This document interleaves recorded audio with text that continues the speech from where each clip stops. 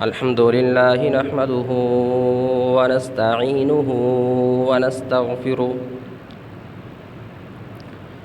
ونعوذ بالله من شرور أنفسنا ومن سيئات أعمالنا من يهده الله فلا مضل له ومن يضلله فلا هادي له أشهد أن لا إله إلا الله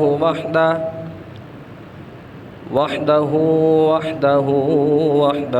لا شريك له وأشهد أن محمدًا عبده ورسوله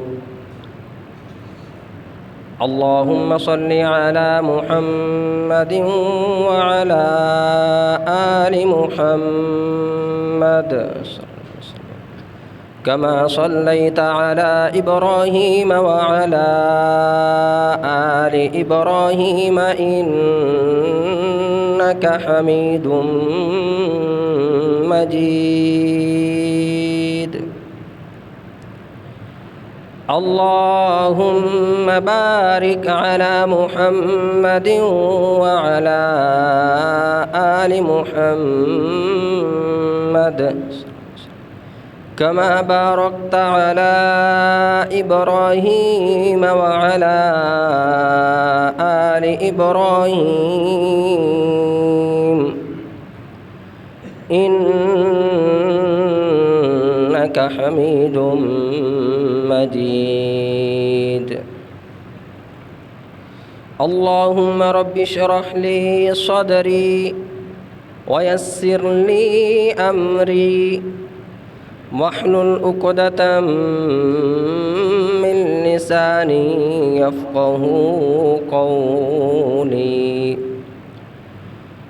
اللهم رب اشرح لي صدري ويسر لي أمري واحلل عقدة من لساني يفقه قولي اللهم احلل عقدة من لساني يفقه قولي اللهم رب زدني علما رب زدني علما رب زدني علما اللهم انفعنا بما علمتنا وعلمنا ما ينفعنا وزدنا علما أعوذ بالله من الشيطان الرجيم بسم الله الرحمن الرحيم يا أيها الناس اتقوا ربكم الذي خلقكم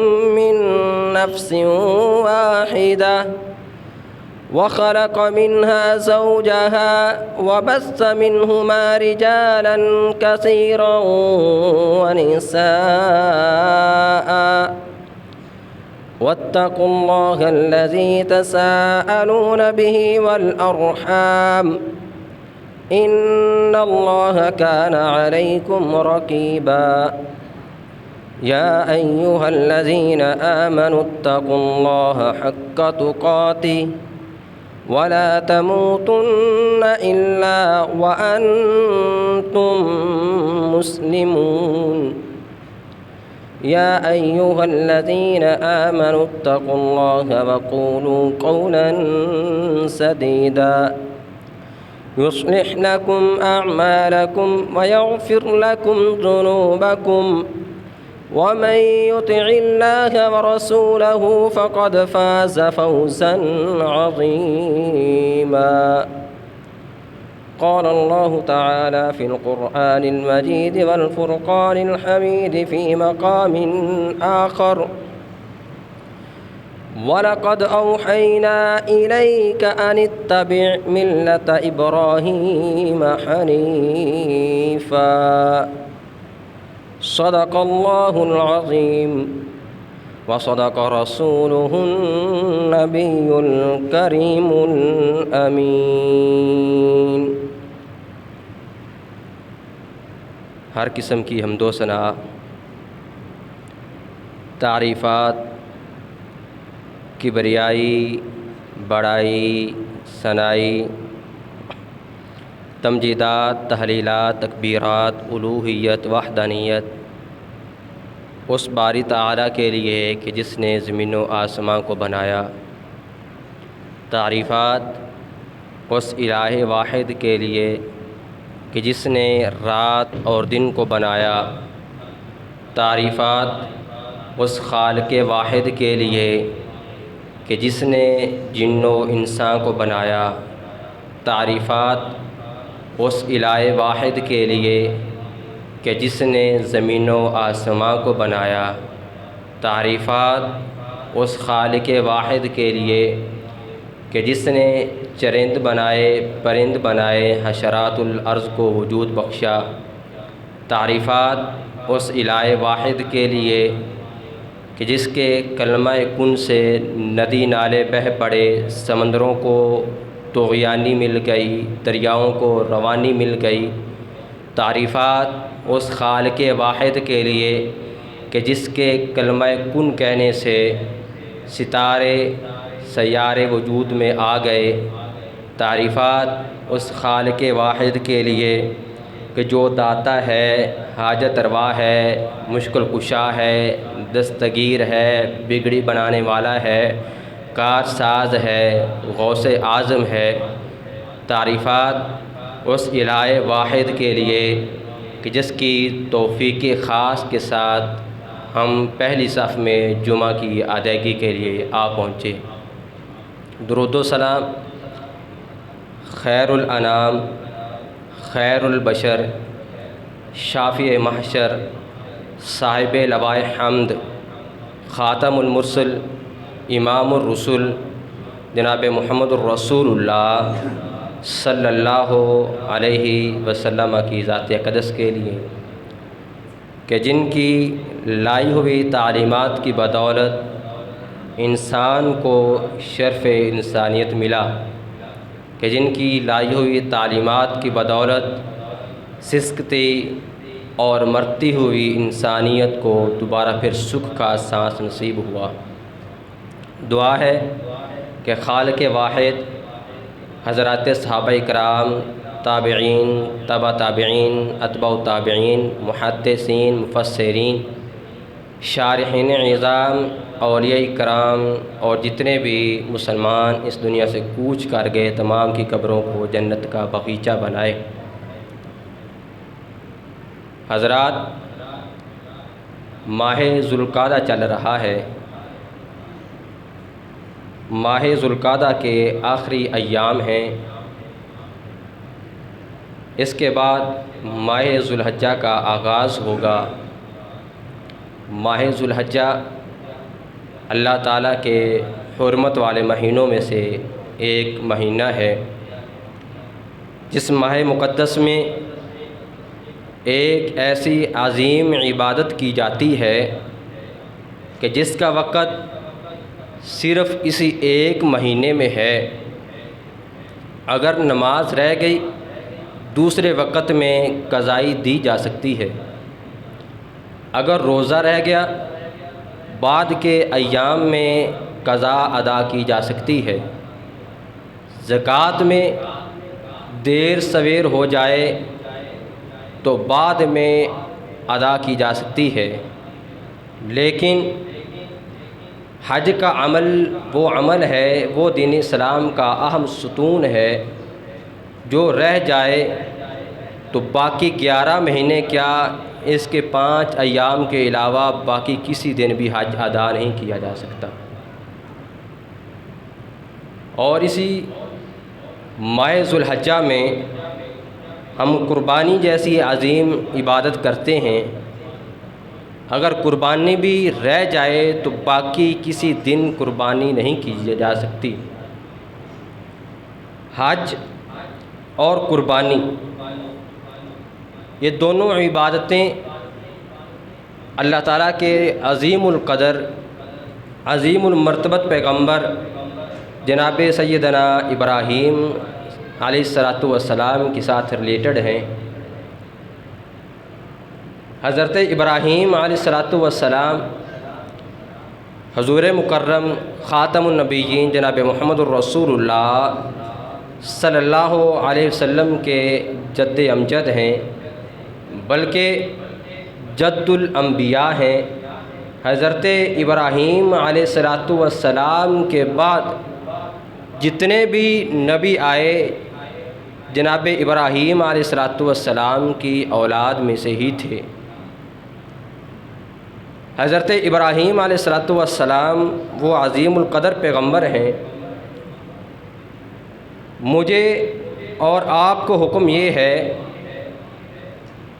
کہ لوگو لقد کان لکم فی رسول اللہ اسوۃ حسنہ، کہ تمہارے لیے رہبر، گائیڈ، امام، قدوہ، اسوہ اگر ہے تو جناب محمد الرسول اللہ صلی اللہ علیہ وسلم کی ذات مقدس ہے۔ مگر میرے پیغمبر خاتم المرسلین جناب محمد الرسول اللہ صلی اللہ علیہ وسلم کو جو حکم دیا گیا وہ یہ ہے وَلَقَدْ أَوْحَيْنَا إِلَيْكَ أَنِ اتَّبِعْ مِلَّةَ إِبْرَاهِيمَ حَنِيفًا، کہ پیغمبر دو جہاں اگر آپ کسی کو اسوہ بنانا چاہیں، کسی کو بطور رہبر دیکھنا چاہیں، تو آپ کے لیے قدوہ اور اسوہ جناب ابراہیم علیہ الصلاۃ والسلام کی سیرت طیبہ ہے۔ جناب ابراہیم علیہ الصلاۃ والسلام عظیم القدر پیغمبر ہیں۔ اللہ رب العزت نے قرآن پاک کے 30 پاروں میں سے قریباً ہر پارے میں جناب ابراہیم علیہ الصلاۃ والسلام کا تذکرہ فرمایا ہے۔ ابراہیم علیہ الصلاۃ والسلام کی ذات اور صفات کا تذکرہ ہے۔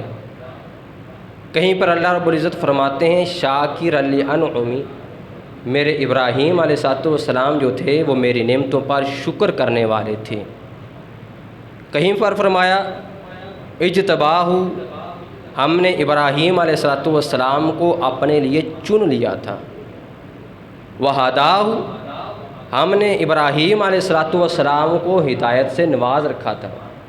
وہداہ الی صراط مستقیم، اس دور میں جب روئے کائنات پر ایک بندہ بھی اللہ اللہ کرنے والا موجود نہیں تھا، جب ساری انسانیت راہ ہدایت سے ہٹ کر راہ ضلالت پر گامزن تھی، اس دور میں اگر کوئی صراط مستقیم پر چل رہا تھا تو جناب ابراہیم علیہ الصلاۃ والسلام تھے۔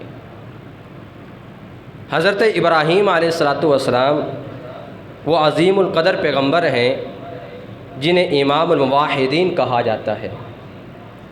حضرت ابراہیم علیہ الصلاۃ والسلام کی سیرت کا ہر پہلو ایک مسلمان کے لیے جاننا ضروری ہے، تاکہ ہمیں معلوم ہو جائے کہ وہ ہستی جس کو میرے حبیب کے لیے بھی اسوہ بنا دیا گیا، ان کی سیرت کیا ہے اور ان کی سیرت سے ہمیں کیا سبق ملتا ہے۔ حضرت ابراہیم علیہ الصلاۃ والسلام کی سیرت کے کئی پہلو ہیں، مگر میں طالب علم حقیر پر تقصیر جس موضوع پر گفتگو کرنا چاہتا ہوں وہ سورہ ابراہیم میں حضرت ابراہیم علیہ الصلاۃ والسلام کی وہ دعائیں ہیں جن کا تذکرہ اللہ رب العزت نے فرمایا ہے۔ پورا ایک رکوع ہے جو اللہ رب العزت نے جناب ابراہیم علیہ الصلاۃ والسلام کی دعاؤں پر مشتمل ہے اور بیان فرمایا۔ احباب، ایک بات یاد رکھیے، دعا جو ہے اللہ کے حبیب جناب محمد الرسول اللہ صلی اللہ علیہ وسلم نے فرمایا الدعاء مخ العبادہ، عبادت کا جو مغز ہے وہ دعا ہے، اور عبادت کرنے کے بعد جو دعا کی جاتی ہے وہ ضرور قبول ہوتی ہے۔ اب وہ دعا پنجابی میں ہو پھر بھی اللہ رب العزت قبول فرماتے ہیں، فارسی میں ہو پھر بھی قبول ہو جاتی ہے، انگریزی کے الفاظ میں کی جائے پھر بھی اللہ رب العزت صرف قبولیت سے نوازتے ہیں، اگر عربی میں ہو پھر بھی قبول ہوتی ہے۔ لیکن کچھ الفاظ ایسے ہوتے ہیں جن کی تاثیر بہت زیادہ ہوتی ہے۔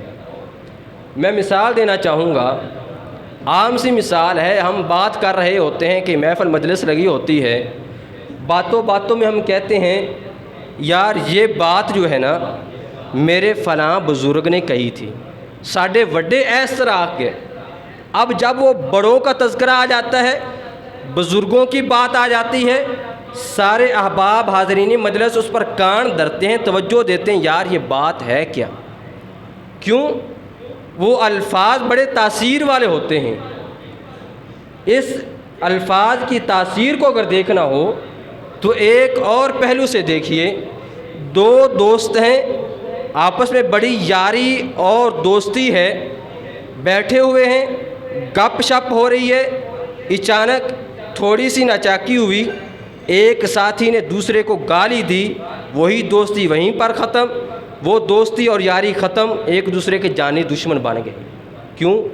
صرف الفاظ کا تبادلہ ہوا ہے، کوئی چوری نہیں ہوئی، کوئی قتل نہیں ہوا، لیکن الفاظ کے تبادلے کی وجہ سے یہ قتل ہو جاتے ہیں۔ یہ الفاظ کی تاثیر ہے۔ ہم دعائیں کرتے ہیں، انشاءاللہ ہماری دعائیں اللہ رب العزت قبول بھی فرماتے ہیں، لیکن اگر وہی دعائیں اگر ان الفاظ میں کی جائیں جو اللہ رب العزت کے پیارے بندوں کے الفاظ ہیں تو چانس بڑھ جاتے ہیں کہ دعا جلدی قبول ہو جائے گی۔ جس طرح سے دعا اگر باہر مسجد سے کی جائے قبول اللہ پھر بھی کرنے والا، وہاں پر بھی سننے والا ہے، اگر مجلس میں کی جائے وہاں پہ بھی اللہ سننے والا ہے، لیکن اس مسجد میں آ کر کی جائے تو اس دعا کی قبولیت کے چانس زیادہ ہو جائیں گے۔ اس مسجد سے اٹھ کر اگر آپ بیت اللہ میں مسجد نبوی میں جا کر وہی دعا کریں گے، وہاں پر قبولیت کے چانس اور زیادہ ہو جائیں گے۔ معلوم یہ ہوا جگہ کے بدلنے سے، الفاظ کی تبدیلی کے ساتھ دعا کی قبولیت کی چانس بڑے زیادہ ہو جاتے ہیں۔ تو اب ابراہیم علیہ السلام نے جو دعا فرمائی ہے کن الفاظ کے ساتھ کی ہے، کیا دعائیں کی ہیں، کیسی دعائیں ہیں؟ اللہ رب العزت قرآن پاک میں فرماتے ہیں وَإِذْ قَالَ إِبْرَاهِيمُ رَبِّ اجْعَلْ هَٰذَا الْبَلَدَ آمِينًا۔ سب سے پہلے حضرت ابراہیم علیہ السلام جو دعا فرماتے ہیں، اللہ کے پیارے پیغمبر ابراہیم علیہ السلام فرماتے ہیں اللہ جی میں تیرا بندہ ہوں، تیرے کہنے پر میں نے اپنی بیوی کو، اپنے شیر خوار بچے کو وہ شام کے علاقے سے اٹھایا، یہاں ایسی جگہ پر جہاں پر نہ بندہ تھا، نہ بندے کی ذات تھی، نہ سبزہ تھا، نہ چرند پرند تھے، نہ پانی کا انتظام تھا، میں نے اپنی بیوی کو صنف نازک کو جو صرف اپنا جسم سنبھال سکتی ہے اس کو اپنے شیر خوار بچے کو دیا، اس کے سپرد کیا، یہاں پر مکہ کی وادی میں لا کر بٹھا دیا، تیرے سپرد کیا اور چلا گیا۔ اللہ جی آج ایک عرصے کے بعد میں لوٹا ہوں، یہاں پر تو نے آب زمزم کو جاری و ساری کر دیا، یہاں پر ایک گاؤں بن گیا۔ اللہ جی اب میں آیا ہوں، میں دیکھتا ہوں میرا بچہ جناب اسماعیل علیہ السلام چلنے پھرنے کے، دوڑنے بھاگنے کے قابل ہو گیا ہے۔ اللہ جی یہ گاؤں بس گیا ہے، یہاں پر لوگ رہنے لگ گئے ہیں، اب میں اللہ جی تیرے سامنے دست بستہ دعا کر رہا ہوں، عجزی و انکساری کے ساتھ ہاتھ اٹھائے ہوئے ہوں، ربی جعل ھذا البلد آمینا۔ اللہ جی یہ جو چند گھر بیٹھے ہوئے ہیں، ایک بستی گاؤں کی شکل اختیار کیے ہوئے ہیں، اللہ جی اس بستی کو، اس گاؤں کو، اس ڈھاری کو امن والا بنا دے۔ جناب ابراہیم علیہ السلام کی پہلی دعا۔ اب اگر ہم دیکھیں تو محسوس ہوتا ہے یہ دعا عام ہے، کیا کشش ہے اس دعا میں؟ ایک بات یاد رکھیے، کوئی بھی معاشرہ، گاؤں، شہر، ملک اس وقت تک ترقی نہیں کر سکتا، اس وقت تک اس کے باسی آرام سکون حاصل نہیں کر سکتے جب تک وہاں پر امن قائم نہ ہو جائے۔ میں اپنی اس بات پر دلیل دینا چاہوں گا، ہمارے اس ملک پاکستان میں زرداری دور اٹھا کر دیکھ لیجئے، جب ہر جگہ پر بم دھماکے تھے، ہم یہاں سے لاہور جاتے ہوئے ڈرتے تھے یہ نہ ہو جس بس میں جا رہے ہیں اس میں دھماکہ ہو جائے، واپسی آنا نصیب نہ ہو، جس مارکیٹ میں، ہسپتال میں جا رہے ہیں وہاں پر جائیں دھماکہ ہو جائے، وہیں پر ہی ختم ہو جائیں، یہاں تک کہ ہمارے سکول بمباروں کی دستے برد سے محفوظ نہیں تھے، بچے تعلیم حاصل کرنے جاتے، مائیں آخری بوسہ دے کر بھیجتی، کہیں ایسا نہ ہو جائے بچہ سکول سے واپس نہ آ سکے۔ کیا وجہ تھی؟ اس وقت پاکستان میں امن نہیں تھا۔ کسی بھی ملک کی ترقی کے لیے اہم ترین جز امن ہے۔ اگر امن ہوگا تو پھر وہ قوم، معاشرہ، گاؤں، شہر، ملک ترقی کرے گا۔ کچھ ایام پیچھے چلے جائیں، ہم اپنے اس گاؤں سے منڈی کے اور قلعے کے رستے پر شام کے بعد نہیں جاتے تھے۔ کیوں؟ رستہ محفوظ نہیں ہے۔ پتہ نہیں یہ نہ ہو شام کے بعد جائیں تو وہاں پہ موٹر سائیکل گھس جائے، سرکار لے کر چلی جائے۔ کیوں؟ راستے محفوظ نہیں تھے۔ حضرت ابراہیم علیہ السلام سب سے پہلی دعا جو فرما رہے ہیں، فرمایا رب اجعل ھذا البلد آمنا، اللہ جی یہ بستی بس گئی ہے، یہ شہر بسنے جا رہا ہے، اللہ جی اس شہر میں امن عطا فرما دے۔ اور پھر اللہ رب العزت نے کیسا امن قائم فرمایا، کیسا سکون عطا فرمایا۔ آج وہاں پر انسان تو انسان ہے، وہاں پر اگر کوئی پرندہ بھی ہو تو اس کو بھی بندہ مار نہیں سکتا۔ وہاں پر اڑنے والے کبوتروں کی بھی جان محفوظ ہے۔ میرے اور آپ کے لیے اس کیا سبق ہے؟ یہ ملک پاکستان اللہ رب العزت کی دین ہے، اللہ تعالیٰ کی عطا ہے۔ اب اس ملک پاکستان کے ہم باسی ہیں، ہم بسنے والے ہیں۔ میرے اور آپ کے ذمہ یہ ہے کہ ہم اللہ رب العزت سے جہاں اپنی صحت و تندرستی مانگتے ہیں، جہاں اپنے لیے رزق مانگتے ہیں، جہاں اپنے لیے دیگر ضروریات اور احتیاج کی ضرورتیں مانگتے ہیں، وہاں اس ملک کے لیے امن کی دعائیں کریں۔ گھر بنایا ہے، وہاں پر لینٹر ڈال دیا، وہاں پر زیبائش و آرائش کر دی، کیا کافی ہے؟ نہیں، اس گھر کے لیے اللہ رب العزت سے امن مانگے۔ اللہ جی میں نے چار دیواری تو کھڑی کر دی ہے، اب اس گھر کو بسنے والا بنانے والا تو ہے۔ کئی گھر ایسے ہوتے ہیں بڑے خوبصورت ہیں، ظاہری آرائش و زیبائش بے تحاشا ہے، اے سی لگے ہوئے ہیں، مگر اس کے گھر کے مکینوں میں سکون نہیں ہوتا۔ ساس بہو سے لڑ رہی ہے، بھائی بھائی سے دستے گریباں ہیں، وہاں پر سکون اور امن نہیں ہوتا۔ گھر بنائیں، گھر بنانے کے بعد اللہ رب العزت کے حضور ہاتھ اٹھا رہے، اللہ جی میں نے گھر بنا لیا ہے، اب اس گھر کو امن کا گہوارہ بنانا تیرے ذمہ ہے۔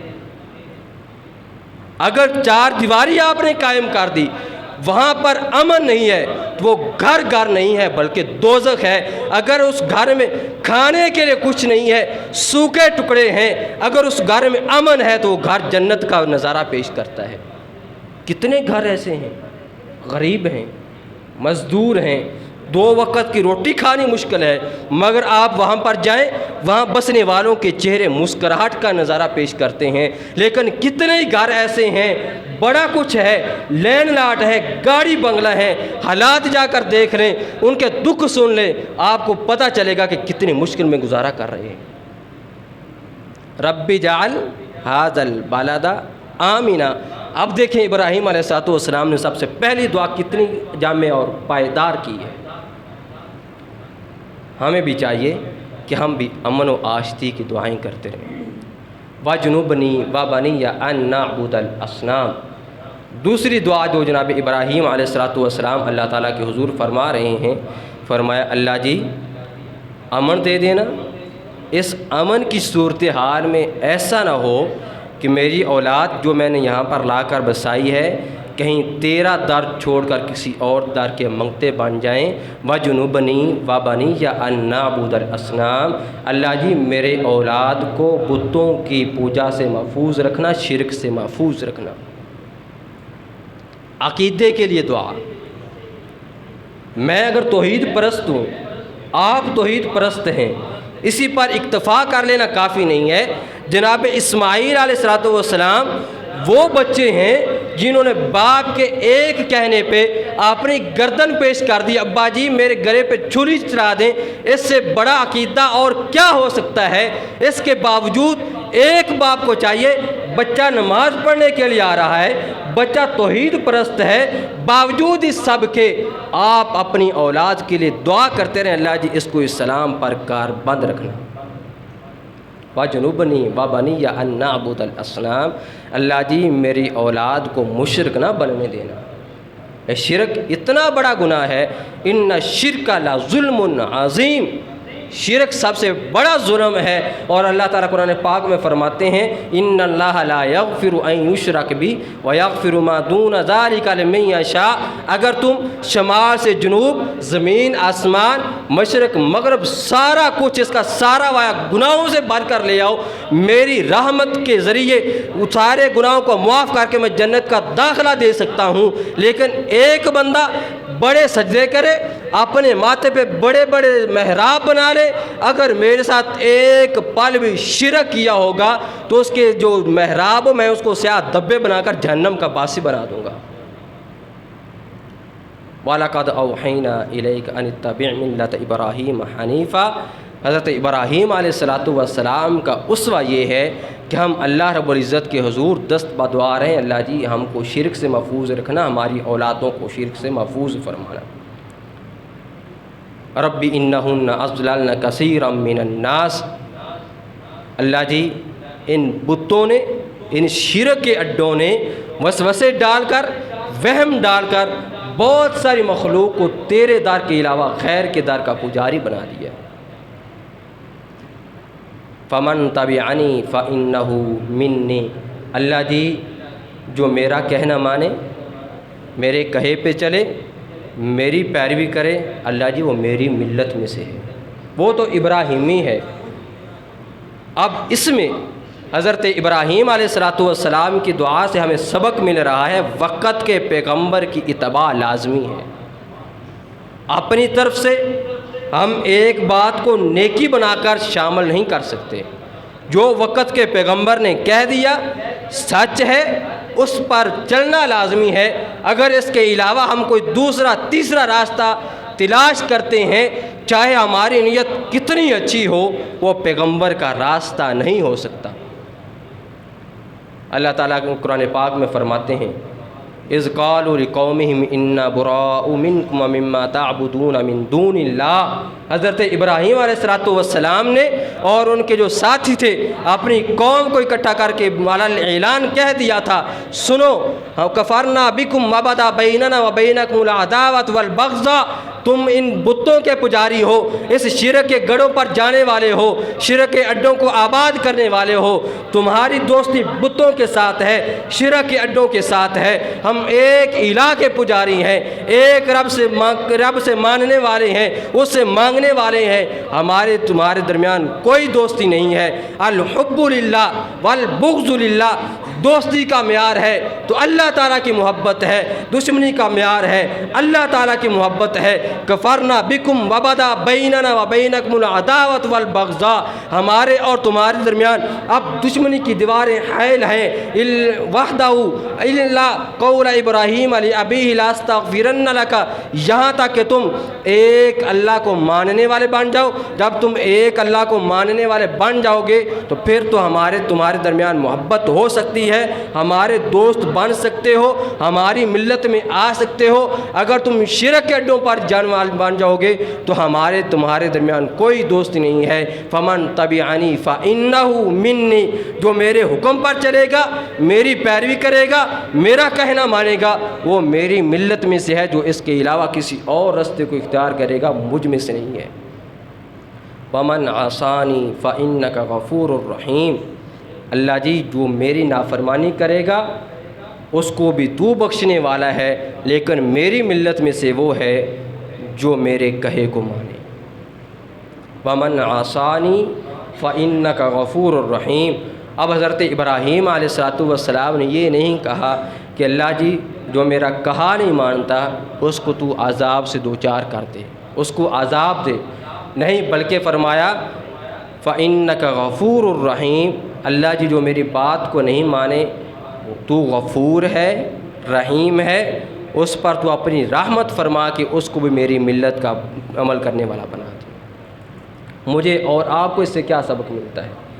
ہم اگر ایک آدمی کو دیکھتے ہیں وہ برا ہے، بد نیت ہے، اس کا کردار برا ہے، تو ہم اس کے لیے بد دعا نہ کریں، اس کو برا بھلا نہ کہیں، بلکہ میرے اور آپ کے ذمہ یہ ہے کہ ہم دعا کریں اللہ جی اس کو ہدایت عطا فرما دے، اللہ جی اس پر اپنا رحم فرما دے۔ یہی بات جناب ابراہیم علیہ السلام فرما رہے ہیں۔ اب اللہ کا رحم کیا ہوگا؟ اللہ کا رحم یہ ہوگا اللہ تعالیٰ اس کو راہ ہدایت عطا فرما دے گا۔ کئی ایسے ہوتے ہیں جو برا عمل کرتے کرتے مار جاتے ہیں، ہم ان کی برائی شروع کرتے ہیں، فلاں بندہ تھا یار بڑا برا تھا، اس کا کردار ایسا تھا ویسا تھا۔ ہم اپنی مجلسوں میں خوبصورتی پیدا کرتے ہیں ان کے بد کرداری کا ذکر کر کے۔ اللہ کے حضور جناب محمد رسول اللہ صلی اللہ علیہ وسلم نے فرمایا لا تسبوا الاموات، جو بندہ برا تھا مر گیا ہے، بد کردار تھا، اس کو تم برا نہ کہو، وہ جو برا تھا وہ اپنے عملوں کی سزا اور جزا پا رہا ہے۔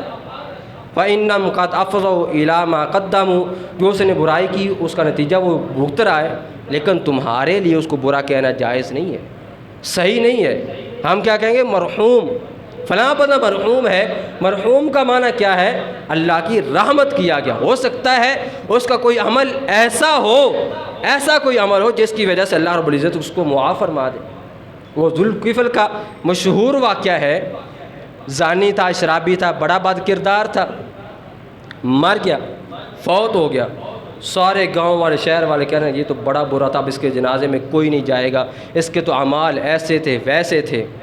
لیکن اللہ رب العزت اس کے گھر کے دروازے پر الفاظ ظاہر کر دیے، یہ جو ذوالکفل فوت ہوا ہے ہمارا بندہ تھا، ہم نے اس کو معاف کر کے اپنی جنت کا باسی بنا دیا ہے۔ وہ 100 قتل کرنے والے کی مثال ہمارے سامنے ہے، 100 قتل کیے ہیں، لیکن آخری عمل نیت میں ایسی پاکیزگی آئی اللہ رب العزت نے جنت کا باسی بنا دیا۔ اگر کوئی برا مرا ہے، کوئی برا کردار رکھتا ہے تو ہم اس کو برا بھلا کہنے کے حقدار نہیں ہیں، اس کی سزا اللہ کے ذمے ہے۔ ہمارے ذمے کیا ہے؟ ہم یہ کہ اللہ تعالیٰ اس کو ہدایت دے دے۔ اگر ہم ہر کسی کے بارے میں یہ فتوے لگانے لگ گئے یہ تو برا ہے، تو ہو سکتا ہے کہ وہ اچھا ہو، لیکن ہماری زبان سے برا نکلا ہوا۔ اللہ کے حضور جناب محمد الرسول اللہ صلی اللہ علیہ وسلم نے فرمایا کہ کوئی بندہ ایسی بات کرتا ہے جو اس کا کردار نہیں ہوتا، اللہ رب العزت کہنے والے کے اوپر ڈال دیتے ہیں۔ فمن تبعنی فإنہ منی، اللہ جی جو میرے کہے کو مانے وہ تو میری ملت میں سے ہے۔ ومن عصانی فإنک غفور الرحیم، اللہ جی جو میری بات کو نہیں مانے گا تو اس پر اپنی مغفرت اور رحم فرما۔ ربنا انی اسکنت من ذریتی بواد غیر ذی زرع عند بیتک المحرم، اللہ جی میری بیوی تھی، چھوٹا بیٹا تھا، تو نے مجھے حکم دیا کہ جاؤ اپنی بیوی کو ساتھ لو اور اپنے بچے کو ساتھ لو، وہ صحرا بیاباں میں مکے کی وادی میں جا کر چھوڑ کر آ جاؤ۔ اللہ جی میں نے وہاں پر اپنی اولاد کو، اپنی بیوی کو لا ٹھہرایا۔ ربنا لیقیموا الصلاۃ، اللہ جی میرا مقصد ایک تھا تاکہ میری اولاد نمازی بن جائے۔ یا اللہ میرا مقصد ایک تھا کہ میری اولاد تیرے گھر میں آنے والی بن جائے۔ اپنی اولاد کے لیے رہائش جگہ ٹھکانہ وہ تلاش کریں جہاں وہ مسجد میں آسانی کے ساتھ آ جائیں۔ ہمارا مشاہدہ یہ ہے کہ کتنے ایسے احباب ہوتے ہیں جو نماز پڑھنا چاہتے ہیں لیکن مسجد کی دوری کی وجہ سے نماز نہیں پڑھتے۔ میں مثال دینا چاہوں گا، ایک بندہ صبح کی نماز جماعت کے ساتھ پڑھتا ہے لیکن زور کے وقت کھوہ پہ چلا گیا، نماز نہیں پڑھ سکتا، کیوں؟ مسجد سے دور تھا۔ عصر کے وقت کھوہ پہ ہے، نماز رہ گئی، بس اوقات ہوا کا ہیر پھیر وہ اذان نہیں سنائی دی، وہاں پر کام کاج میں لگ گیا، نماز نہیں پڑھ سکا۔ مغرب ٹائم پھر گھر میں آیا، نماز پڑھ لی، عشاء کے وقت پھر پڑھ لی، اب اس کی 2 نمازیں ضائع ہو گئی ہیں۔ کس وجہ سے؟ مسجد کی دوری کی وجہ سے۔ اس لیے اپنی رہائش کا وہ جگہ دیکھیں جہاں پر کوئی مسجد قریب ہو، جہاں پر مسجد میں آنے کے لیے آسانی ہو۔ کتنے ہی بچے وہ مسجد میں آنا چاہتے ہیں لیکن مسجد سے دوری کی وجہ سے وہ نہیں پڑھ سکتے۔ جمعہ فرض ہے، یہاں تک حضور مکرم جناب محمد الرسول اللہ صلی اللہ علیہ وسلم نے فرمایا جو بندہ 3 جمعے چھوڑ دیتا ہے اللہ رب العزت اس کے دل پہ مہر لگا دیتے ہیں، اب نیکی کی باتوں کا اس کے دل پہ اثر نہیں ہوتا۔ لیکن ہم کنوؤں پہ دیکھتے ہیں وہاں پر اگر 10-15 افراد رہتے تو جمعہ پڑھنے کے لیے کتنے آتے ہیں؟ 3 4 5 آئیں گے، باقی کیوں نہیں پڑھنے کے لیے آ سکتے؟ مسجد سے دور ہے، دوری عذر نہیں ہے جمعہ چھوڑنے کا، ان پر بھی واجب ہے، لازم ہے جمعہ پڑھنے کے لیے آئیں، لیکن کیوں نہیں آئیں گے؟ جی مسجد دور تھی، جا نہیں سکتے۔ ربنا لیقیموا الصلاۃ، اللہ جی میں نے اپنی اولاد کو تیرے گھر کا گوانڈی بنا دیا ہے تاکہ مسجد میں آنے کے لیے ان کو آسانی ہو جائے۔ ہم رہائش کے لیے جگہ دیکھتے ہیں جہاں پر رہائش کے ساتھ ساتھ دکان بن جائے گی، یہاں پر چوک ہے، کاروبار اچھا چل جائے گا، ٹریفک اچھی مل جائے گی، تعلیم بچے اچھی حاصل کر سکیں گے۔ ٹھیک ہے سب چیز ہے، لیکن اس کے ساتھ پہلے یہ دیکھیں کہ ہماری اولاد جہاں ہم ان کو بسا رہے ہیں وہاں پر رہ کر دین کے ساتھ کس قدر ان کا تعلق ہو سکتا ہے۔ کتنے بچے ایسے ہیں جو تعلیم حاصل کرنے کے لیے ہاسٹل میں گئے، نمازی تھے، داڑھی رکھی ہوئی تھی، جب 1.5 سال کے بعد اپنا کورس مکمل کر کے آئے بے نماز ہو چکے ہوتے ہیں۔ بندہ گاؤں میں رہتا ہے، نماز پڑھنے کے لیے آتا ہے، اولاد کو ساتھ مسجد میں لے کر آتا ہے، لیکن ایک ایسی سوسائٹی میں جا کر بسا جہاں پر مسجد قریب نہیں تھی، وہاں کا ماحول ایسا تھا، جب وہ یہاں پر واپس آتے ہیں تو بے نماز بن چکے ہوتے ہیں۔ اللہ جی انی اسکنت من ذریتی بواد غیر ذی زرع عند بیتک المحرم، اللہ جی صحرا بیابان میں نے اپنی اولاد کو جہاں پر نہ بندہ ہے، نہ بندے کی ذات ہے، نہ سبزہ ہے، نہ پانی کا انتظام ہے، نہ چرند ہے، نہ پرند ہے، نہ حال و احوال دریافت کرنے والا ہے، یہاں پر میں نے اپنی اولاد کو لا بسایا ہے تو مقصد ایک ہے تیرا گھر قریب ہے، میری اولاد نمازی بن جائے گی۔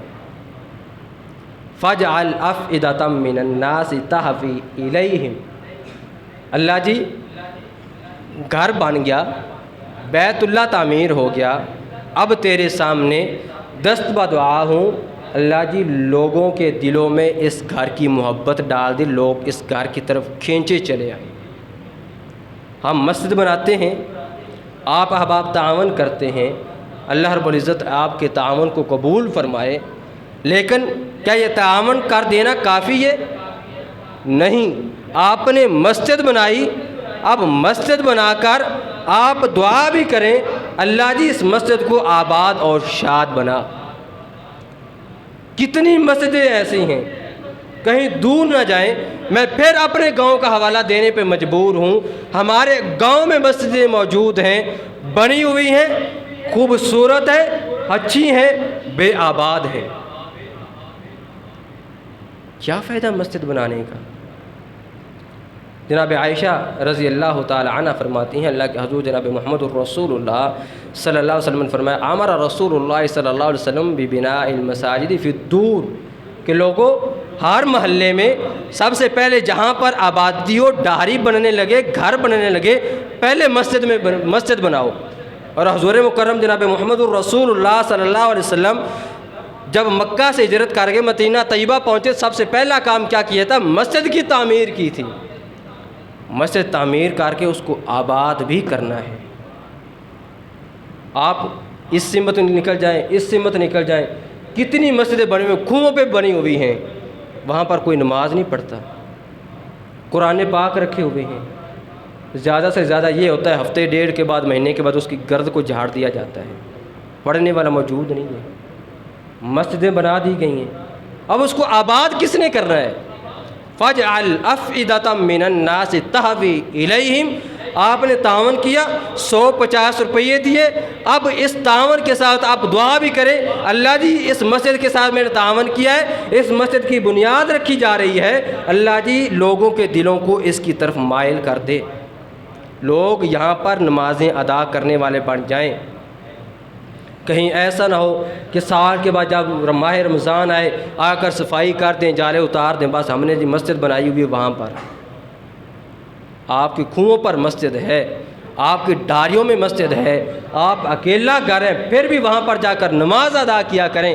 اگر 4 احباب ہیں، اگر 2 آدمی ہوں تو اللہ کے حضور جناب محمد الرسول اللہ صلی اللہ علیہ وسلم نے فرمایا ایک بندہ تکبیر پڑھے، دوسرا بندہ امام بن کر جماعت کروائے۔ آپ خوب بیٹھے، مسجد آپ کے بے آباد ہے، کیوں بے آباد ہے؟ آپ نمازی نہیں ہیں۔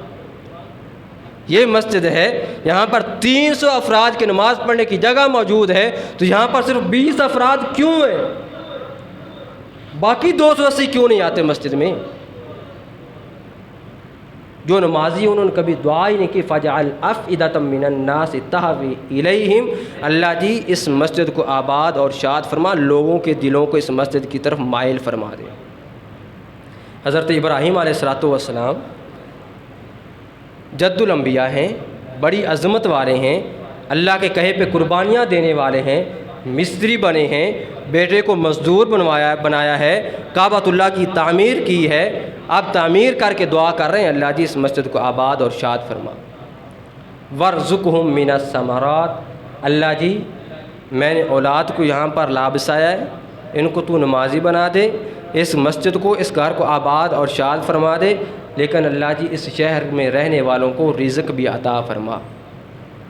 اللہ تعالیٰ نے آپ کی اولاد عطا فرمائی ہے، اب ایک باپ کے ذمے یہ ہے جہاں پر اولاد کی تربیت کر رہا ہے وہاں اولاد کے لیے حلال رزق کے لیے بھی دعا کرنے والا ہو۔ آپ نے اپنی اولاد کو اچھی تعلیم دلوا دی ہے، نوکری نہیں مل رہی، اب بیٹے پہ غصہ مت ہوں کہ تو کام نہیں کرتا، یہ نہیں کرتا، وہ نہیں کرتا، وہ بیچارہ اپنی کوشش کر رہا ہوگا، آپ کے ذمہ یہ آپ اپنے ہاتھ کو اللہ تعالیٰ کے سامنے اٹھا دیں، اللہ جی میرا بیٹا ہے نوکری نہیں مل رہی، اللہ جی میرے بیٹے کو نوکری عطا فرما دے۔ باپ کی دعا وہ دعا ہوتی ہے جو اللہ رب العزت قبول فرمایا کرتے، باپ کی دعا کبھی اولاد کے حق میں رد نہیں ہوتی۔ کتنے باپ ہیں جو اولاد کے لیے حلال رزق کی دعا کرتے ہیں؟ اگر نوکری بیٹا لگ گیا کافی ہو جائے گا؟ نہیں، اب پھر اللہ رب العزت کے حضور دعا کریں، اللہ جی میرے بیٹے کو تو نے نوکری عطا فرما دی ہے، اب اس نوکری کے ذریعے روپیہ آئے تو حلال کا روپیہ آئے۔ ہو سکتا ہے نادانستگی میں اس کو معلوم نہ ہو، کہیں حرام کا لقمہ نہ آ جائے۔ کتنے کام ایسے ہیں ہم جان رہے ہوتے ہیں کہ ہو سکتا ہے کہ ہم حلال رزق کما رہے ہیں لیکن اس میں حرام بھی شامل ہو جاتا ہے، معلوم نہیں ہوتا۔ بینک کی جو نوکری ہے سراسر حرام ہے، کر رہے نوکری نہیں مل رہی، حرام کی طرف چلے گئے۔ وَارْزُقْهُم مِّنَ الثَّمَرَاتِ، اللہ جی میری اولاد کو رزق عطا فرما، پھلوں کا رزق عطا فرما۔ اور اللہ رب العزت نے رزق پھر کس طرح عطا فرمایا ہے؟ کعبۃ اللہ ہے، وہاں پر اللہ رب العزت کے حضور اب ماہ ذوالقعدہ ہے، حاجی جا رہے ہیں، لاکھوں کی تعداد میں حجاج کرام ہیں، مگر ایک پل کے لیے بھی وہاں پر نہ روٹی ختم ہوتی نہ بوٹی ختم ہوتی ہے۔ اور اللہ رب العزت نے لوگوں کا رخ کس طرح اس شہر کی طرف کیا ہے، ایک باپ کی دعا ہے، سب سے زیادہ جہاں پر لوگ جانے والے ہیں وہ مکہ المکرمہ ہے۔ کیا ہے وہاں پر؟ صحرا ہے، کوئی ساحل بھی نہیں ہے، کوئی تفریح مقامات بھی نہیں ہے، لیکن اس کے باوجود لوگ اس قدر اتنی بڑی تعداد میں جاتے ہیں، کسی اور شہر اور کسی اور ملک میں جاتے ہی نہیں ہیں۔ وَارْزُقْهُم مِّنَ الثَّمَرَاتِ، اللہ جی میری اولاد کو رزق عطا فرما۔ اب رزق عطا کس لیے کرنا ہے؟ لَعَلَّهُمْ يَشْكُرُونَ، تاکہ اللہ جی میری اولاد تیری شکر گزار بن جائے، نہ شکری نہ بنے۔ شکر وہ چیز ہے، اللہ تعالیٰ فرماتے ہیں لَإِن شَكَرْتُمْ لَأَزِيدَنَّكُمْ، اگر شکر کرو گے تو میں تمہارے رزق میں اور زیادہ برکت عطا فرماتا جاؤں گا۔ بس اوقات رزق مل رہا ہوتا ہے، بہت زیادہ مل رہا ہوتا ہے، لیکن ناشکری کی وجہ سے وہی رزق بندے کے لیے عذاب بن جاتا ہے۔ مشہور واقعہ ہے کوئی اللہ والا گزرا، اس نے کہا یار مجھے پانی پلا دے۔ اب وہ بندہ کام کر رہا تھا، ویلنا چلا رہا تھا، اس نے کہا میرا ٹائم نہیں ہے، میں تجھے پانی نہیں پلا سکتا۔ وہ بزرگ کہنے لگے اللہ کرے آج تیرے پاس ایک ویلنا ہے، کل تیرے لیے پاس اور زیادہ ویلنے ہو جائیں۔ اب چلا گیا، 1.5 سال کے بعد دوبارہ پھر وہاں سے گزر ہوا تو اب کہ اس کے پاس 2-3 بیلنے تھے، لیکن 2-3 بیلنے ہونے کے باوجود اب اس کے پاس اتنا بھی ٹائم نہیں تھا کہ کھانا کھا سکے۔ یہ رزق کیا بن گیا؟ مصیبت بن گیا۔ کیوں؟ شکر گزاری نہیں آ گئی۔ ہمارے اسی گاؤں کا واقعہ ایک دوست نے سنایا کہ بڑا مال والا ہے، ذمہ دار ہے ہمارے گاؤں کا، ہم اس کے کھالے چھانگنے کے لیے گئے، 8 کا ٹائم ہے، وہاں پر آیا، کہنے لگا یار آپ غریب مجھ سے بہتر ہیں۔ کیوں؟ کہنے لگا آپ کھانا کھا کر گھر سے آ گئے ہیں، دوپہر کا کھانا ساتھ لے کر آ گئے ہیں، لیکن میں اتنا ذمہ دار ہونے کے باوجود 8 کا ٹائم ابھی تک کھانا نہیں کھا سکا۔ وَارْزُقْهُم مِّنَ الثَّمَرَاتِ لَعَلَّهُمْ يَشْكُرُونَ۔ اللہ جی رزق عطا فرمانا تو یہ نہ ہو کہ یہ تیرے ناشکرے ہو جائیں، اس رزق کے ذریعے تیرے شکر گزار بندے بن جائیں۔ اور پھر وہ واقعہ ہمیں یاد ہے، حضرت ابراہیم علیہ السلام جب جناب اسماعیل علیہ السلام کی شادی ہو گئی تو شام سے دوبارہ پھر مکے آئے، چکر لگایا تو بہو سے آ کر پوچھا کہ میرا بیٹا کیسا ہے، حال و احوال دریافت کیے، گزارا کس طرح ہو رہا ہے؟ تو بہو نے کہا کہ گزارا اچھا نہیں ہو رہا، ناشکری کی۔ حضرت ابراہیم علیہ السلام نے کہا کہ جب میرا بیٹا ہے اسے کہنا کہ اپنے گھر کی چوکاٹ بدل لے، طلاق دے دے۔ کیوں؟ تیری بیوی شکر گزار نہیں ہے۔ شکر گزاری زندگی کا اہم ترین جز ہے۔ اگر شکر گزاری ہو تو آدمی کاکھ میں بھی سکھ میں رہتا ہے، اگر شکر گزاری نہ ہو تو لاکھوں ہو تو بندہ رونا روتا رہ جاتا ہے۔ وَارْزُقْهُم مِّنَ الثَّمَرَاتِ لَعَلَّهُمْ يَشْكُرُونَ۔ اللہ جی میری اولاد کو شکر گزار بنا دے۔ ربنا انک تعلم ما نخفی وما نعلن۔ اللہ جی تو میرے حالات کو جاننے والا، میرے ظاہر کو بھی جانتا ہے، میرے باطن کو بھی جانتا ہے۔ اب جناب حضرت عبدالسلام بٹوی صاحب رحمہ اللہ تعالیٰ بڑا باریک نقطہ اٹھایا ہے، فرمایا ایک تو یہ نقطہ ہے کہ حضرت ابراہیم علیہ السلام یہ کہہ رہے ہیں اللہ جی تو میرے ظاہر کو جانتا ہے، باطن کو جانتا ہے کہ میں نے تیرے گھر کی تعمیر کر دی ہے، میں نے یہاں پر اپنی اولاد کو لا کر بسا دیا ہے، اللہ جی میں تیرے کہنے پر آگ میں کود گیا ہوں، اللہ جی میں تیرے کہنے پر اپنے گھر بار کو چھوڑ کر ہجرت کر دی ہے۔ ایک تو یہ اللہ جی تو میرے ظاہر کو اور باطن کو جانتا ہے، اللہ جی تو جانتا ہے میں نے یہ کام کیا تو تیری رضا کے لیے کیا ہے اور کوئی مقصد نہیں ہے۔ ایک باریک نقطہ یہ ہے ربنا انک تعلم ما نخفی وما نعلن، اللہ جی میں نے تجھ سے مانگا ہے یہاں پر امن عطا فرما دے، میں نے اپنی اولاد کے لیے روزی رزق کا بندوبست تجھ سے مانگا ہے، اللہ جی میں نے اس گھر کو آباد اور شاد کرنے کی دعا کی ہے، لیکن اللہ جی تو بہتر جانتا ہے مجھے کیا کیا چیز چاہیے۔ اللہ جی میں حال میں دیکھ رہا ہوں کہ مجھے اس چیز کی ضرورت ہے، تو میرے مستقبل کو بھی جانتا ہے، بعد میں مجھے کس چیز کی ضرورت ہوگی ہے، اللہ جی میں جو مانگ سکا ہوں وہ بھی دے دے، جو نہیں مانگ سکا وہ بھی عطا فرما دے۔ ربنا انک تعلم ما نخفی وما نعلن، اللہ جی تو میرے ظاہر کو بھی جاننے والا ہے و باطن کو بھی جاننے والا ہے۔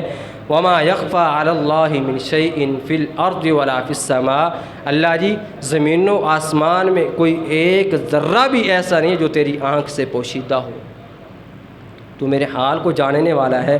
الحمدللہ الذی وہب لی علی الکبر اسماعیل و اسحاق، دعا کرنے کا ادب یہ ہے آپ ہاتھ اٹھائیں، اللہ رب العزت کی حمد و ثنا بیان کیے کریں، پھر اللہ رب العزت کے حضور جو ہم پر نعمتیں ان کا تذکرہ کریں۔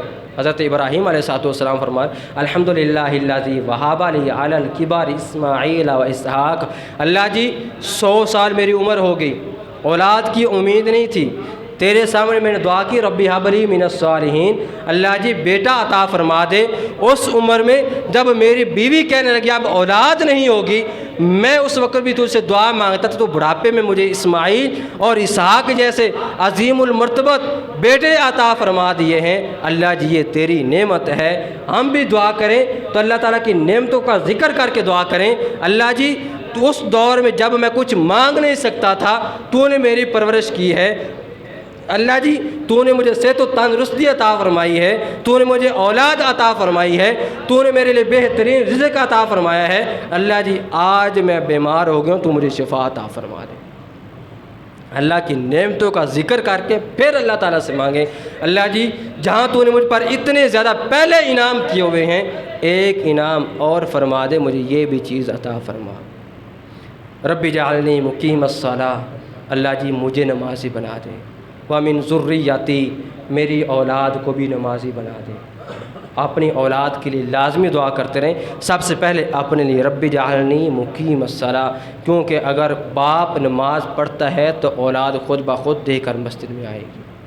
آدمی کی اپنی ذات نمونہ ہوا کرتی ہے، اگر باپ نماز نہیں پڑھتا اولاد آئے گی، جب تک اس پہ ڈنڈا رکھا جائے گا مولوی صاحب اس کو مارتے رہیں گے، نماز پڑھنے آتی رہے گی، جیسے ڈنڈا اٹھا آزاد ہو جائے گی۔ رب جعلنی مقیم الصلاۃ، اللہ جی مجھے بھی نمازی بنا، ومن ذریتی، اور میری اولاد کو بھی نمازی بنا دے۔ ربنا وتقبل دعا، اللہ جی دعاؤں کو سننے والی ذات صرف تیری ہے، تیرے علاوہ کوئی نہیں ہے جو دعاؤں کو قبول کر سکے۔